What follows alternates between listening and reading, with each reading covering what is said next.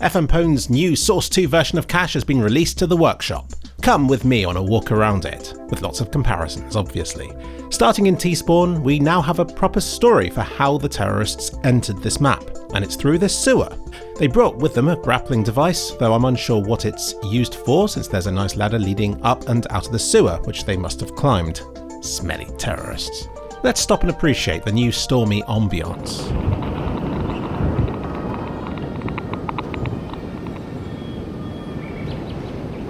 Distant rumbling thunder. Clearly it's rained very recently given how wet and shiny and beautiful the floor is. It's actually still raining in a few very localised regions, like just beneath this cover outside the map here. FMPwn, please fix. And there is a bit of a trick jump that you can do on these concrete blocks and onto the bits above the warehouse entrances, though you could do this in the old version of the map as well. I don't like looking at this before and after shot because it doesn't look like anything lines up. The camera is in the same place, it's just that everything has been shifted around slightly, but in practice most of this will play out identically. Let's head towards B now. And in this area, I'm pleased to announce that you can still hide in the tyres, and it does look like these tyres provide fairly decent cover. I'll just point out how flimsy the world clipping is here. In reality, even I could get through this barbed wire fence, and towards the power plant. If I was to do this, I'd walk past these two lovely abandoned buses, and I'd reach these gorgeously detailed piles of rubble. It's about time I start doing more out of the level tours because there's so much stuff to see around Source 2 environments. Back in the level now, and this rubble placed here doubles as a launch ramp should you want to stand on top of this bit here, though there's not a lot you can do once you're up here. Also, note the BMP which has been dumped/hidden just here. The other side of it can be seen from B halls, which have gone from being wood and metal to being a large concrete dome. In case you wonder why this place now looks so pretty, it's because FMPwn's very talented, but also because everything's very light in colour, which means it bounces a lot of the light about, and it glows whatever colour the surrounding environment is, like this pale green tint above this green tarpaulin, and the blue around these light sticks. I respect the effort he has gone to make this area look flat and readable while still looking beautiful. The floor is now a patchwork of different materials and textures and shininesses, though I've spotted 3 minor visual issues from this area here. The corner of this metal beam isn't filled in, it just goes black. Shooting the metal girders and pipes in the roof doesn't leave a metal indent. It looks like these things are made of stone. And the area underneath this distant dumpster doesn't go black, and instead shows the infinite expanse beyond. Terrible map. If you really wanted to, you can jump up onto the front of the BMP just here.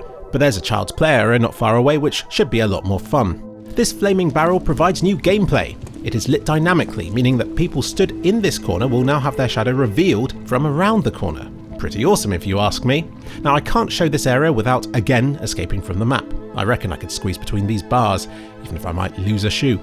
This park has remained relatively unchanged. It's great the swings move about if you shoot them. Great attention to detail. You can even break them if you manage to get them to swing all the way over the top.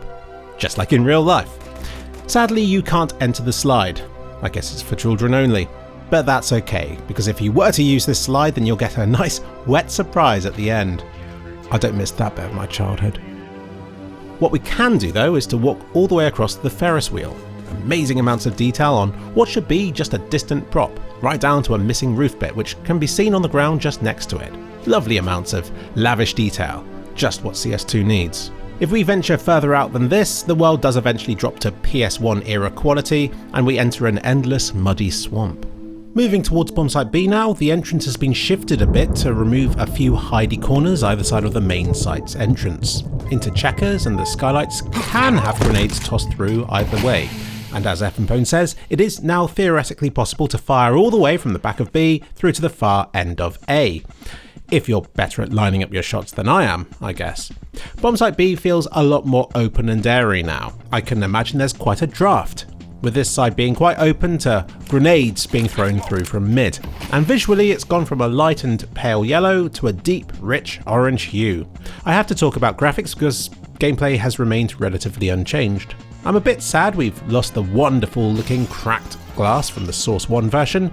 It's been replaced with much more functional, clear looking glass. There's no longer a light you can hop onto above the entrance to Checkers, and again the corners have been nerfed with barrels and dynamically lit flames to discourage people from camping in these spots, though you can still stand on the top of the tyres on this corner, so not all is lost. The view from heaven to the site looks about as different as it can do, whilst somehow remaining exactly the same, though I do personally miss the more contrasty greenhouse look of the old version's rafters and pipes. The new version just looks too cosy. Moving on to Hell, it's had its saturation boosted to look more like heaven, and this is reflected in the reflections, which give us 2 stained glass windows for the price of 1. This corner has had a bit of a downgrade in my opinion, now looking a bit too clean and clinical, but I do appreciate the now transparent glass, which sort of reveals the overgrown courtyard beyond. This opens up a very weird sightline between Hell and CT Spawn.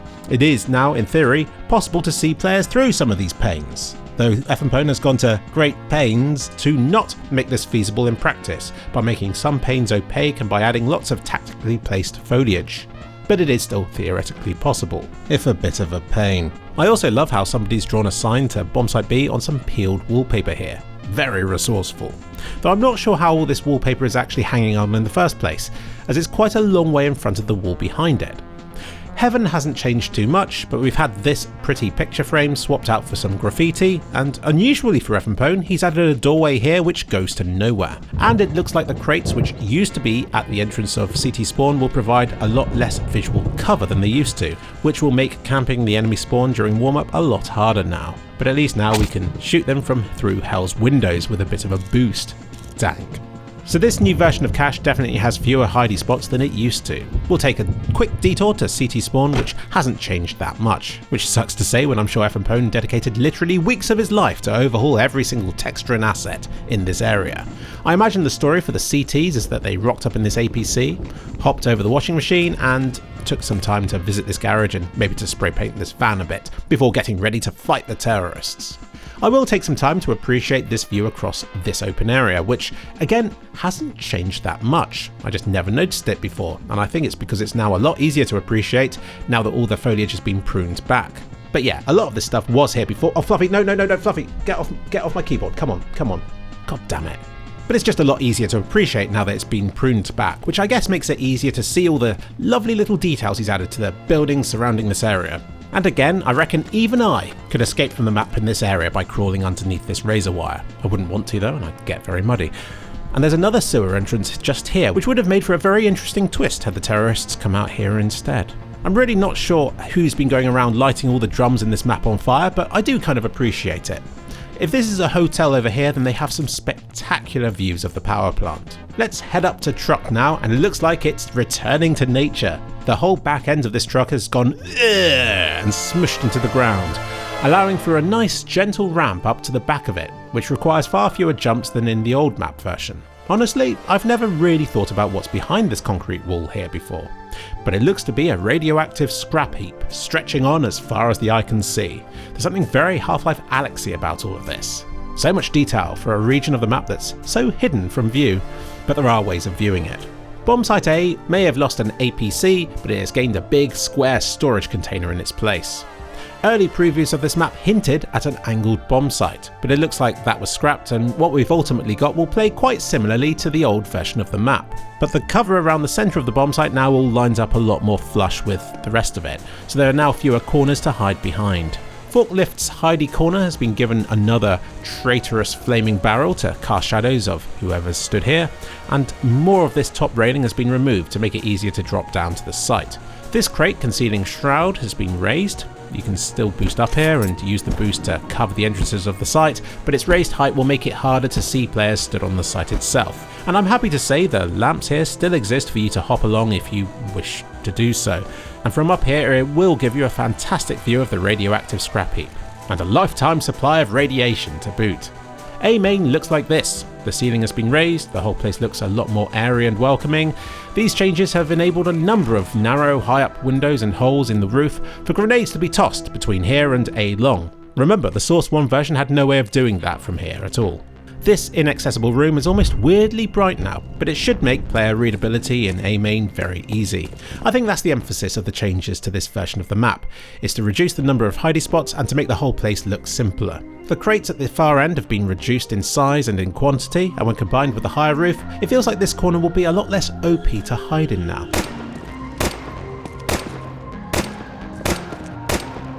And a tactically placed fire, casting shadows of anybody stood in this region, will do away with campers in this spot as well, although it can still look subtle at times, so you might still get away with it. And of course you can evade detection by standing on top of the flaming drum, though the sound and smell of sizzling flesh might still give your position away. Entering through to Squeaky into the blue corridors, this light stick on the ground now casts dramatic shadows across the walls. I think this is less for gameplay reasons and more just because it looks like a work of art.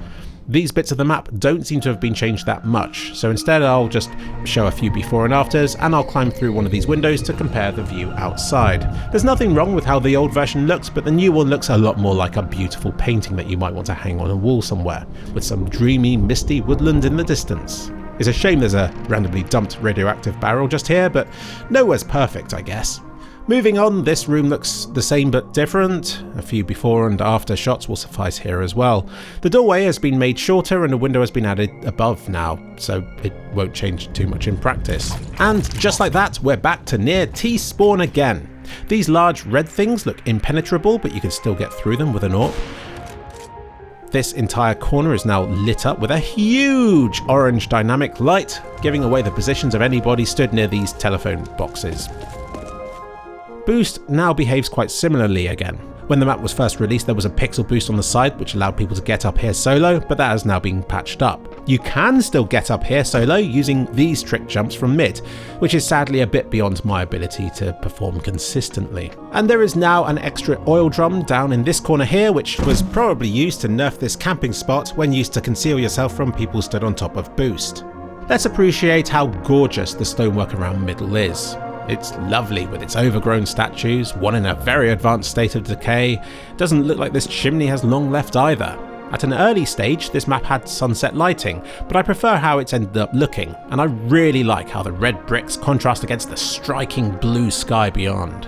Now for something that really has changed, and that's this connector area here, which for a time featured a lookout that CTs could use to view across middle. This never quite worked as intended. It's a thing with mapping where you add something to try and help one side out, but that change always seems to aid the other side in some way to get even more of an advantage. So all that's been removed and all that's left is just a tiny hole that can be used to toss grenades through.